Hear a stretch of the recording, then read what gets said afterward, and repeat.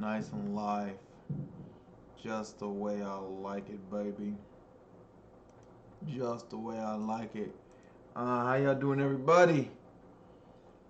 I'm Absird, and welcome to Chatting with Abby.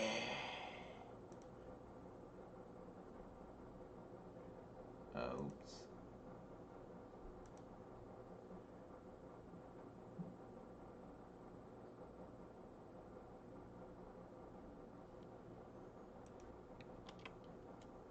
Alright.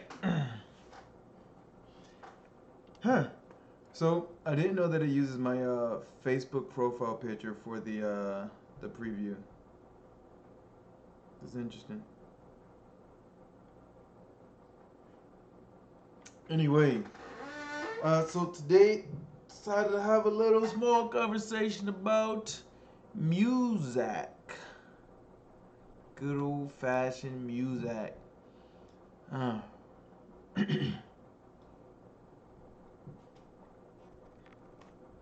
like most people, got into music when I was a child. Grew up with R&B, Usher. Uh, man, I don't even know the name of the band anymore, but never gonna get it, never gonna get it, never gonna get it, woo woo woo. Usually my mother, grandmother, and older adults used to listen to. Then then I started listening to music that my brother and sister listened to. Good old Bone Thugs and Harmony. Oh my goodness, it was dope. Usher, Maya. Oh, she likes it my way. It's funny now because like as an adult, I can look back like, man, so much of this music was focused on infidelity, and then it switched from like infidelity to just flat out competition. Oh man, just like super aggressive music. But hey, it was a jam back then. THUG we be spowing harmony, we thuggin', thuggin', thuggin', thuggin' till the day we die. A whole fucking neighborhood full of mini thugs. No idea what thugs actually are. We're just trying our best to be hard and compete with everyone else. Oh man. Remember fucking John. This guy he tried to be my friend, but he also tried to bully me. So it's like this weird dynamic. Cause like when he would tell me to do something, I would do it. Cause I didn't consider it bullying. I would just, oh, my friend needs me to do this, I'll do it. But when he tried to physically dominate me, it became, well, we stopped being friends. So in middle school, uh, around like Eminem came out, but like right before Eminem came out, uh, I started writing songs because I would hear a melody in my head and the words would start coming. I'll be perfectly honest here. I was terrible. After all, I'm a kid in middle school with no experience. So, who was it? Marisa Cuevas. She wasn't Hispanic. She was Filipino. But Marisa Cuevas uh, started writing a song for her. Shit. How does it go? I loved you and got my heart broken, but I still love you, and it's not a sin. I loved you and got my heart broken, but I still love you, and it's not a sin. Oh my goodness. I don't actually remember like the letra, but it was trash, trust. But I went by the name like Anonymous, and I misspelled it intentionally because I didn't know how to spell the actual word anonymous. Remember taking it to like my brothers and sisters, like, young kid full of excitement. Like, hey, listen to the song I wrote. And then immediately, without hesitation, informing me about how trash and garbage I was. It's like, thanks, buddy. I appreciate that. Thanks for telling my sixth grade self how terrible it was in music. But after that, I just said fuck music until high school when I started hanging out with some rappers. And this is when I'm like fully addicted to Eminem. My brother was a big fan, so I became a big fan. Eminem, Andre 3000. Um, at this point, we were like really heavy into lyricism. My brother and I used to freestyle. Like we had a computer, so we used to like go on a voice recorder and just freestyle, and then we like edit our voices and speed it up and slow it down. It was super dope. It was super awesome. We spent a lot of time bonding. Um, shit. There were times where like my brother and I, we both have a diverse taste in music. So we'll be sitting in the car listening to country, and then it'll go to like some rock music, and it'll go to the rift, and we'll just start freestyling. Like my brother and I used to freestyle all the time, and it wasn't like freestyle battling. Like we weren't competing with each other. We were just hey yo, hey yo, hey yo, hey yo. It's D Charles with the Cedaro driving round in Moses Camaro, looking out and see the little honeys. Oh, I think I want a honey bun. Maybe we can go and have some fun. Run, you can get to see if we can get a hundred. That's how it is when I got dreads. And all these people just just just a bonding moment. Me and my big bro. So I started hanging out with these rappers, and because I'm being heavily influenced by Eminem, my rhymes are like closer to horrorcore. They're all about that shock value. Let me say something disgusting or creepy or weird. Let me make people uncomfortable with my lyrics. And that's when my friends told me I had talent. And they're like, man, you're actually good. I wish you would change what you rap about. I didn't really. I still don't understand musical structure. I experience music a little bit differently. I don't even know how to quantify the way I experience it, because when I speak to like professionals, they're like, oh yeah, music is like this, and this, and I'm like, oh. They're like, well, your songs are like this, but then you skip here and do this. I don't know why you do that. It sounds nice. Keep doing it. That's what the professionals say. Then the aspiring artists are, I don't know why you do this. You should stop and you should do this. I was like, well, the professionals told me to keep doing this weird shit. So I'm gonna listen to them over the aspiring artists who are telling me to keep following the formula. But so yeah, got into rapping. Rapper name was Vicious Sir the Great. It was Vicious Sir, Sir the Great. Because once again, Eminem, he had D12, Eminem, some shady. Uh, well, shit, I don't even know that like the alter egos of the rest of D12. But apparently they're there. Denon, Carter, and Mr. Porter.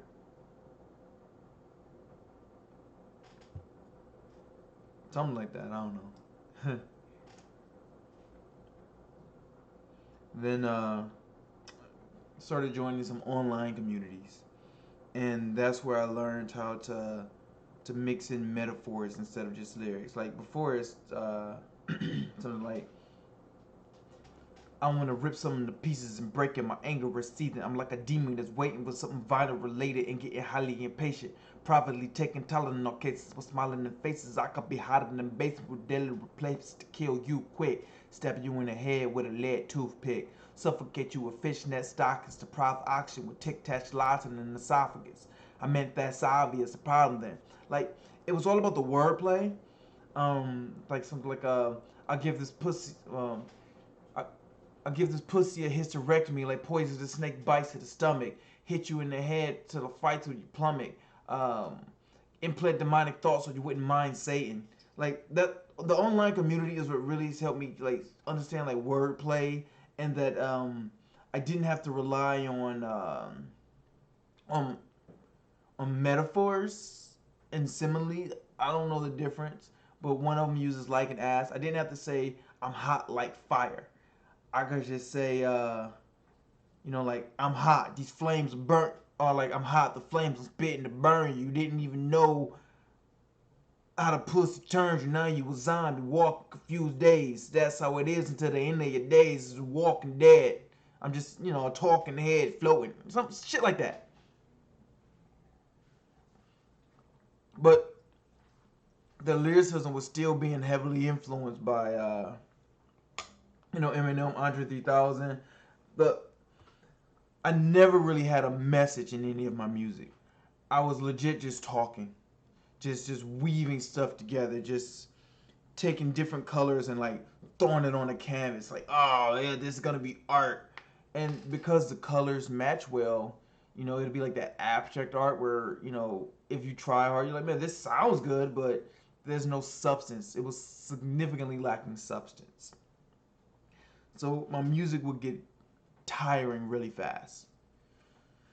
It's like you hear it, oh man, this guy is really dope, and then you're done with it. You're over when it goes to something else.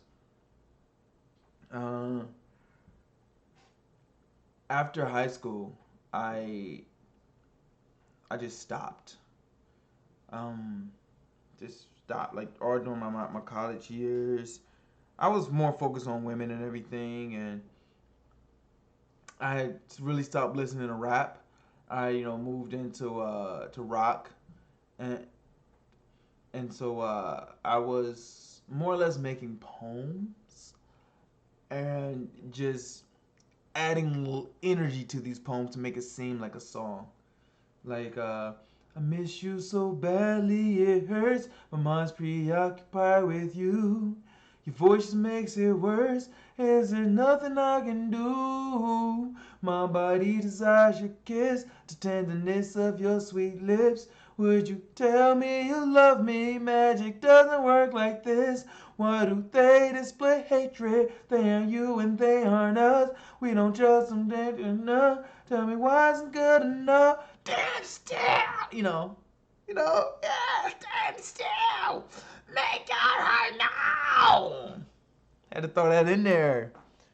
That stuff was like heavily influenced by melodic metal, like bleeding through soil work, Disturb. Oh man, Disturbed's Asylum album got me through some heartbreak. Breaking Benjamin, 3 Days Grace.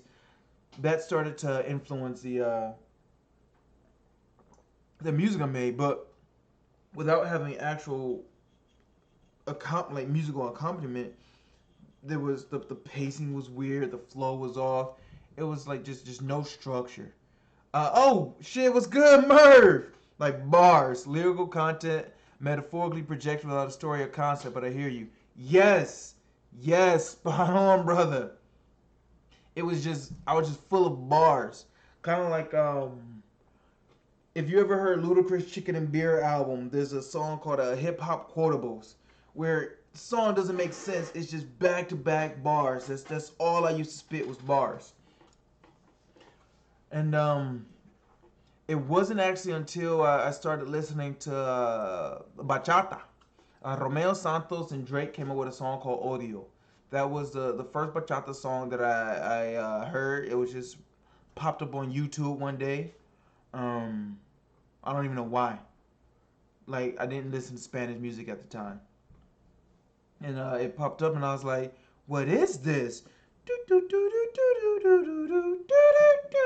I'm like, "Hey, I can jig to this." Hey, and then with Drake, you were the one. You were the one from the moment I seen it. Something's a question of this so real, so grabbing the ass on the firm to leaving it. I'm like, I can do that.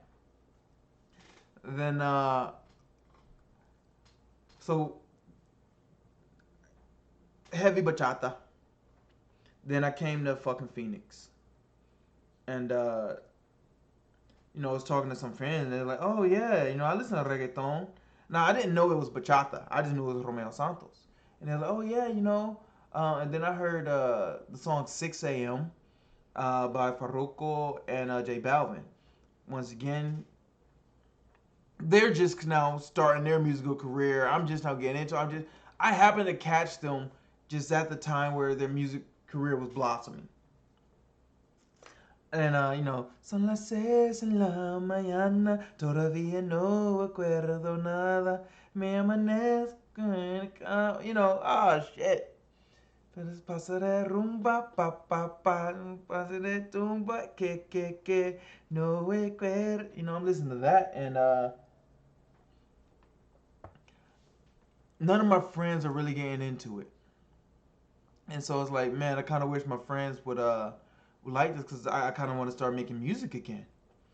And then I got put on to so from like Farruko, I end up like my friends like, oh, if you like Farruko, you'll like Plan B, J Alvarez, J Balvin. So I started listening to Plan B, and that's what really got me into like reggaeton. So yeah, I'm not gonna dwell on Plan B. All their songs are about sex. But because of like Jay Alvarez, he ended up doing a song with Messia, and Messia did a song with Talicoya.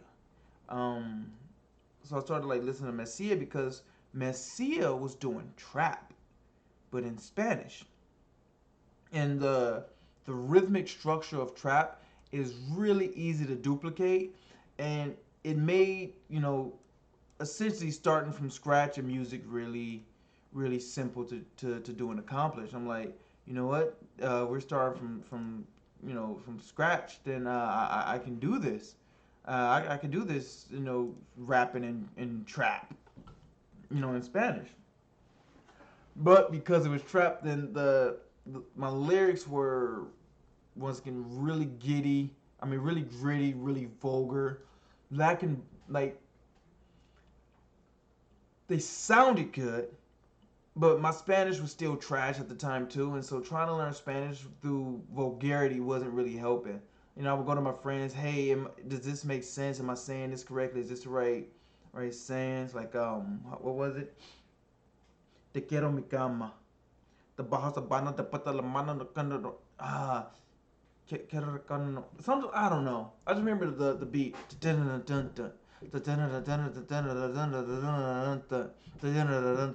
Kind of like Medusa,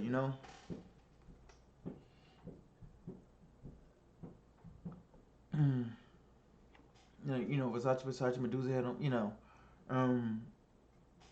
So I'm doing this in girls using word like chupa mi like ella cota mi ñema. So for those who speak Spanish and don't know what ñema is, which I understand, it's not a very common word. Uh, Yema is the tip of the penis. So that's the type of subject matter, like to put things in a more proper context. Type of subject matter it's in here is talking about how much this person enjoys the tip of la crema de mi yema, right? So then through Taligoya was featured on this song called No Me Voy a Dejar. Song's garbage, but No Me Voy a Dejar, and it had Bad Bunny. No Me Voy a Dejar with Taligoya and Bad Bunny. And I'm like, man, I don't know. And then Jay Alvarez also had a song featuring Bad Bunny. I'm like, who's this Bad Bunny guy? Man, he got flow. Like, ugh, ugh. Then I end up, seeing Bad Bunny and Arcangel. Ya me acostumbré, tu no viva así. And I'm like, man, this dude is killing it. And then, I followed Bad Bunny's career. I started just following his career. And from Diabla, his features, Demonia Baila. And then once he did that song Mejores with Becky Yee, that's when I started to rethink how I did my song. So around the time that he came up with Mayores, I was crushing on Sandra, and uh,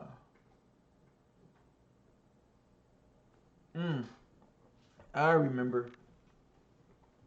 So I had bought a beat, and I hadn't used this beat in like a year because I didn't really have anything to go with it. Uh, I had I wrote the song all about Sandra. The song shit, what's the name of that one? Te espero. Yeah, wait for you. My song Wait for You. Written about Sandra, the fact that I didn't really appreciate how our friendship was. I wanted more. I started to develop romantic attachments because I just really appreciate how genuine of a person she was. Like I'm like, man, I really like the way she treats people. I wanted her to be with me forever. So the whole song is about just waiting for them to realize that we both like each other. We can do this, but took the experience with Sandra and the feeling for Andrea. So like that's how that song is actually.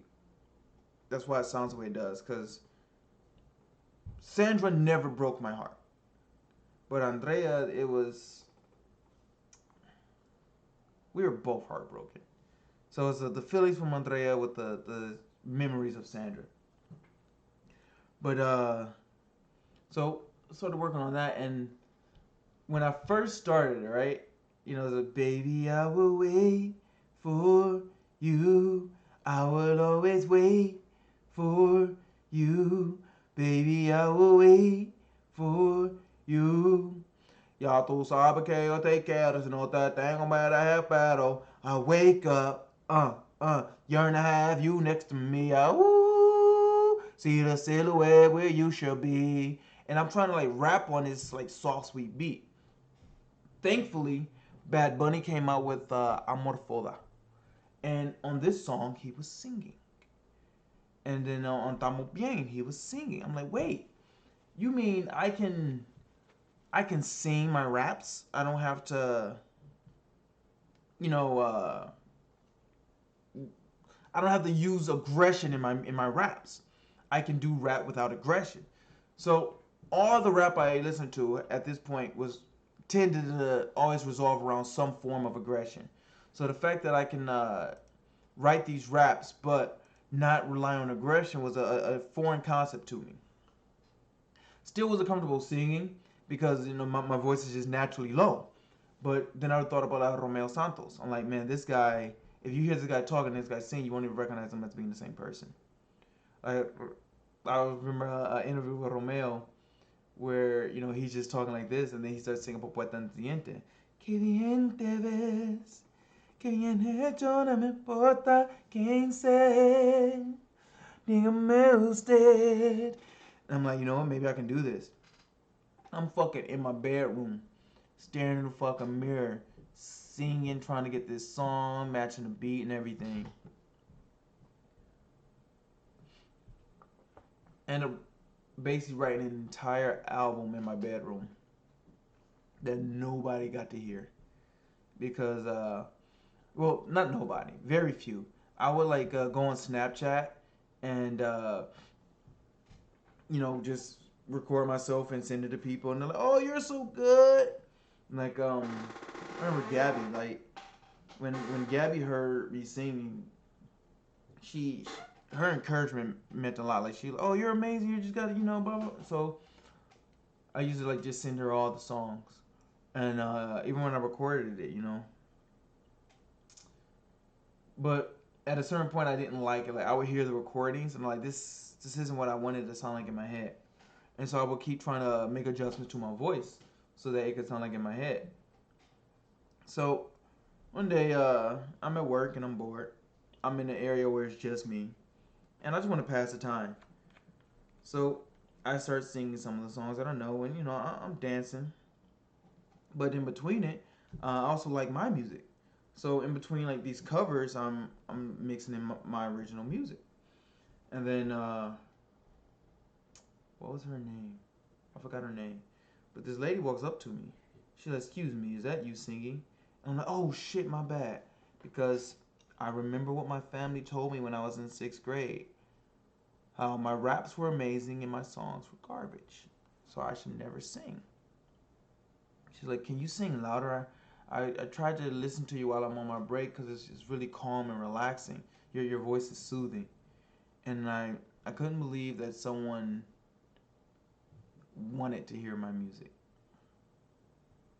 I'm like, wow. And so I started to sing at work. And when I would have new songs, like Lily, Lily was the first person to hear sober. And when she heard it, it was just the first verse. It wasn't even, it was just, "Hey, I wrote this song. How do you like it?" It's just, "I remember back when, yeah, there was little chit chat and we were about the action. We were both snacks then. Who's the law? All we did was practice each other's bad habits between the emotions in the daily drinks. Times that always smoke and what could we clearly think? I could barely see the effects." And they're like, "Oh, this is dope." I'm like, "For real?" So I started singing it at work, and when I was seeing the covers, people would walk by. Sometimes they would slow down, but when I was seeing like my original music and like throwing my emotions with it, people would stop. People would come in and allow me to see them listening. They would ask me if I had a tip jar. And I'm like, "Oh, I'm not doing this for money. Yeah, I do have a tip jar. Thanks for asking." And that's when I really started to become more passionate and to understand that because I can relate to this song, I can pour something into it. I can share a piece of this, and that's what people were going for. And then, so believe it or not, even though like Vasya was recorded and released first, Sober was written like way before Vasya. Um, what ended up happening is Vasya was simply more popular, at work. So when I started connecting with Carlos Cabeza from Monkey Wrench Studios, I didn't know how good he was. So I was like, "Listen, I need you to write me lyrics." So I sent him the lyrics to Vasya, and he, well, shit. If you've heard it, listen. The recorded version sucks. I get it. To me, but the way that he was able to listen to me perform that and make that beat. So that all he had was an acapella. Was a very sloppy acapella. No metronome or anything. It was just rushed and slowed down, relaxed, and all types of emotions. But he took that and he worked with it. And once he did Vasya, I was like, "Okay, yeah, this guy can do sober."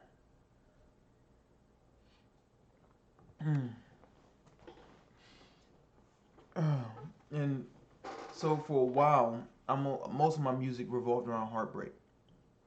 In fact, my first album, El Santo, it's all about love, heartbreak, and relationships. Like the album just it tells a story. Um, I'm not gonna act like I have it memorized. Uh, right now I'm just pulling up the track listing because okay. Oh yeah. So it was Moonlight, which tells the story of a guy and a girl. They're both hurting. They're both hurting. They meet each other, but the girl seems the girl in more visible pain than the guy. And so she sees this guy, she thinks he's happy. So and he sees a girl, he sees she's hurting. She's like, "Well, I can teach you how to be happy, but it is extremely temporary. Like, will you settle for one night?" Yes, there's a double entendre about sex, but the songs, when I visualize the songs, they didn't have sex. It's just how I think. So they go through this, and they discover that they can be happy even if it's only for one night by just tuning into the flow, by just stopping all this worrying and focusing on themselves and to focus on what's going on. And as they focus on what's going on, that they tune into the flow and be together in the sunlight. I wanna watch the sunrise with you, the way you look on the moonlight. Anyway, then there's Trouble. Uh, Trouble tells a story of hey, before I even continue, Ryan, thank you for the inspiration for Trouble. I appreciate that. Thank you for helping me work on it. Thank you for telling me which parts you liked and didn't like. Trouble is one of the few songs that was specifically written for someone. And I told her she inspired it. She told me how it was. It was designed to be written to like EDM. So I still don't have a. Either way, it's designed written for EDM. But it tells the story of like this guy sees a girl and he's like, man, I like the way you walk, but you're trouble. Like, yeah, I like this. I like this. I like all this, but ooh, I'm gonna get fucked up on this one. And then date night. Apparently the guy and the girl from Moonlight, even through Trouble, he decided to run that risk. So they go on a date, and it tells about how he imagines this date to go. So whether they win on it or not, who knows? I'm gonna leave that up to the listener. But they imagine themselves on this date, and then Vasya, it's like whatever happened on this date, they he's letting her know like, listen, you're the only girl that I want right now. When I go to the club, it's fucking empty. I don't see all these other people. I don't see all these other women. It's just me by myself, just dancing alone. Unless you're there, then I'm dancing with you.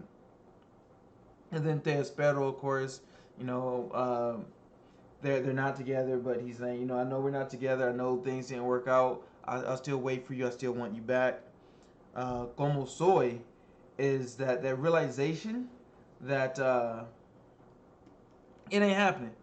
But at this point, the guy decided it's not happening, because he realized like every time he's with the girl, he doesn't like the way that he's being treated. Like you're treating me like I'm all these other guys, and I'm not. There are clear differences, and if you're not actively trying to understand me, then I don't want to be with someone who isn't actively trying to understand me. Like in Date Night, Vata Te Espero, they're more or less pleading like, hey, please be with me. I love you so much. I want you. I don't know what I would do without you. And then Como Soy, which is, how I am. It's how I am. The guy becomes a more authentic being. He no longer is dependent on the love from this particular from the girl in the story. He's now, hey, this me. If you want to be with me, learn who I am. Because if I want to be with you, I'm going to learn who you are.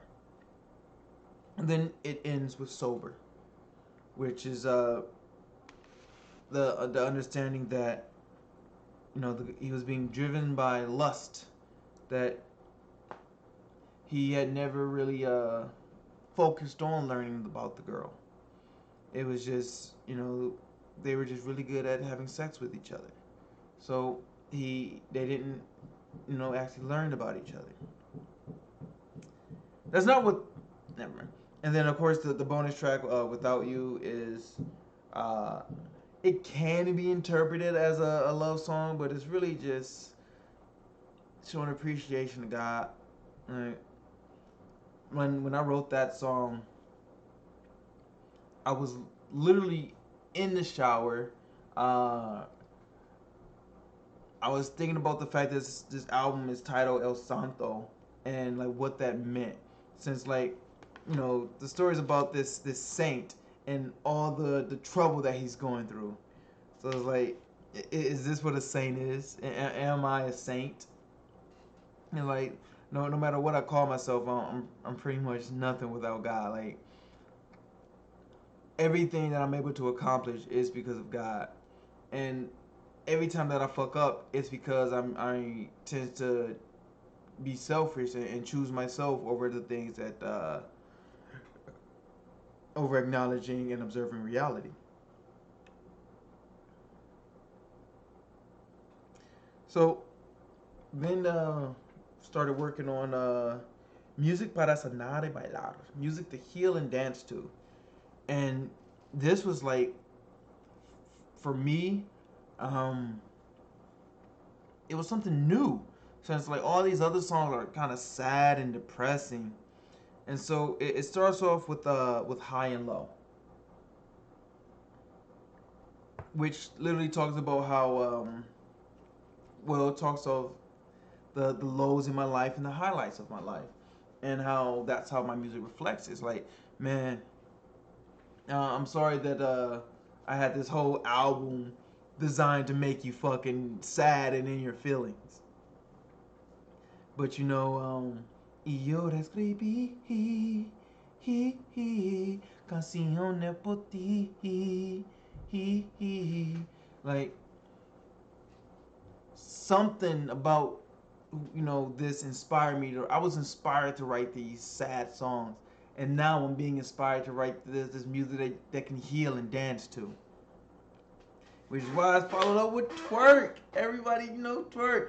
Mueves esa nalgas, hace twerk. It's not just your body I admire, it's the work. Woo! You put in that work that when you make it jerk back, you see if I stand up to my word. Despacito no se confundía y su mujer y me siga. Ey, duro como bonita, aquí como Cali, bailo como la Rosalía. Ey, hey, oh, hey. I need to see how you behave. See as I see, I know. Oh, see every flow. Oh, how the moon is into with the waves. Twerk. It combines the metaphors. It combines the lyricism. It combines pop. It combines reggaeton. It combines elements of bachata. It combines elements of trap. Like, twerk was me finally understanding how to make music for someone other than myself.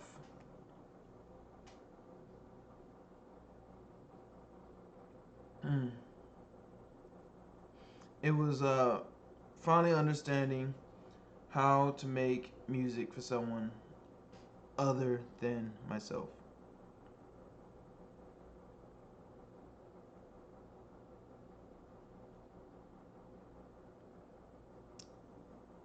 Give me 1 second. I'm checking my messages right now.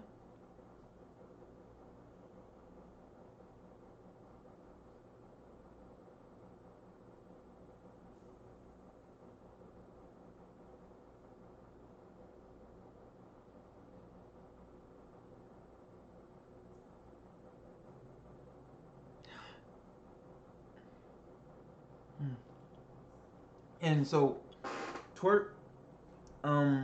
There was this my homie Yesenia, uh, from Instagram. But I've seen her in person like once, I think, or whatever. But anyway, um, I saw how there was aspects of her life she wasn't happy with, and how she took steps to change that. And I was like, man, I like that. I'm like, how someone is changing their life and making adjustments. Like, that's the effect that music does. Like, yeah, to be perfectly clear, twerk is about caring for the planet. It's about taking care of the body of the planet. That's and you yourself are part of the body of the planet. That's early morning squats, what you used to, breakfast and kombucha. Say it to your feet and smooches. So I watch a lot. I mean, I can write a song about something other than myself and how I feel. and twerk was the first step in that. Um, After twerk, there was their sales. Um, and although that mentions relationships in it, and how the character in the song, the people he in a relationship with don't know their position. It's like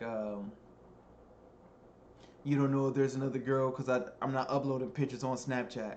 This when I went back to integrating aspects of my life into my music. And the sales is it's about it's about competition. If you're strictly engaged in competition, strictly trying to figure out how you can get more, you fuck yourself. If I want everything, it drives me crazy. The actual lyric. And then, of course, the second verse, money bags money, what it do, huh? In modern war, you get used for a loot drop. Like, nowadays, this modern warfare that we're engaged in, yes, that is a video game reference, but that we're engaged in, everybody sees each other as a loot drop. Like, what can I get from this person? How can I use this person to my advantage? Everybody wants to be a prize and wants to find the prize. And then, there's, I don't even know if I decided a name for it, but, the song I wrote for my daughter. Telling her that when you build something out of hard work, the people who don't take the time to understand the work you put in are gonna say you got lucky. Which is why, like, one of the whole, like, the song starts off, I must have figured it out how to make luck look like it's helping me out. I'll even go before that. The one bar before that. When they look at my hard work and they be like, that's luck. I'm like, what? That's luck. I'm not sure that this is a morning and I can ignore that. Normally, you just brush it off. Oh, you're just lucky. All right, yeah, sure. But sometimes, they take it too far. You're like, hey, fuck you. I must have figured it out then. You know what, fine. Let's say this is luck. Let's say this is luck. I must have figured it out. How to make luck look like it's helping me out. So what's this really about? Because I'm living because I took time building my house. It's not aggression to spout. I am building with the sounds as they exit my mouth. And I can show you a bounce. I do the work to get down, do the work to get out. I love that. I love that intro. Like, that's one of my favorite intros. Hey, I just realized this is my stream. I can do whatever the fuck I want. I can just sing it again. I don't care if people don't. I must have figured it out. How to make luck look like it's helping me out. Woo! What is this really about? If I'm living cause I took time building my house. Hey, it's not aggression to spout. I am bidding with the sound as it exits my mouth. Yeah. Man. That song motivates me. I remember I let Karma and Moon hear it. A couple other people in that room, but Karma and Moon. And it's like a chant. Like, bro, we fucking in there jamming, I got the beat playing. And Karma, I must say, Karma just do. Started to be like a tribal dance. I'm like, this is what's good. Like, we were sitting there just having a little session. That shit was clutch. Oh, man. But, yeah, that's my musical journey. Of course, I'm still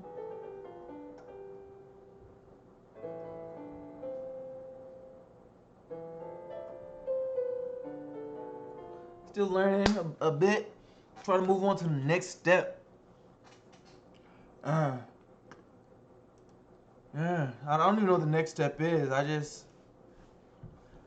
I got so much music in me that it's harder to rely on people to just imagine the same music that I hear. So I want to at least be able to make a skeleton that people can utilize. Like, all right, yeah, I see what you're going with this one. But yeah, this musical journey from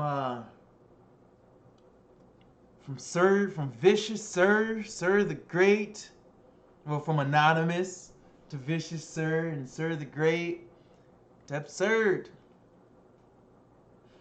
Oh man, Absird, El Santo. You know that album promotion.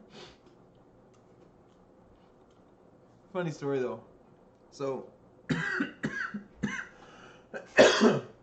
on all the tracks, like on the recorded tracks, it does, say Absird. Man, my throat is dry as fuck.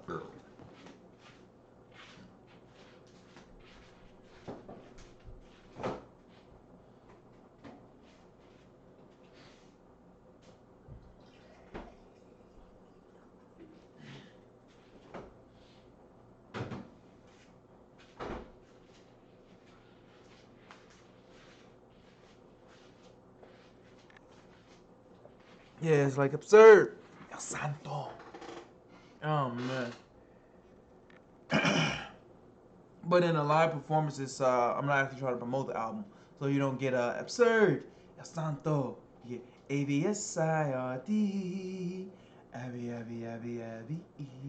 And thank you, Jaya, because Jaya is the one that told me that Abby. She said, Uncle, I like that, Tio. I like that. I bet I'm gonna utilize that as my little catch. Oh man. Hey, that is 100% inspired by reggaeton. Cause whenever I listen, plan B, love and sex, bad bunny, bad, Mambo Kings, DJ Loyo One, Mambo Kings, Farruko, como loco, obsesionado, como loco. And what's on, baby? Like, I loved how everybody has their own thing. La L y la Z. Zion, baby. Alessi. Fido. J Balvin, man. Latino gang. Ozuna en el grito claro. Man. Fabulous, look what you done did. Look what you done did, Fabulous. All right, y'all. Hey, yo, my name is Absird Charles. Find me on Facebook. This is taking me on Facebook Live right now. I might just permanently switch here instead of YouTube. Hey, but still check me out on YouTube. Oh, man, I got to start adding my YouTube to these descriptions now. Fuck. Oh. Add me on Instagram. My name is Absird on all platforms, including Spotify, including Pandora. Listen to my music. Whenever you listen to it, I get paid. Help me get my first couple $1,000s for music. That'd be clutch. Shit, hey, listen, go play my music. Put it on mute when you go to sleep, and just let that shit loop. I'm completely fine with that. Every night before you go to sleep, go on Spotify, play my music, mute it so you go to sleep. Or listen to it. Even better, listen to it. All right, y'all, I'm out of here. I gotta start getting ready for the day. All right, Abby, out.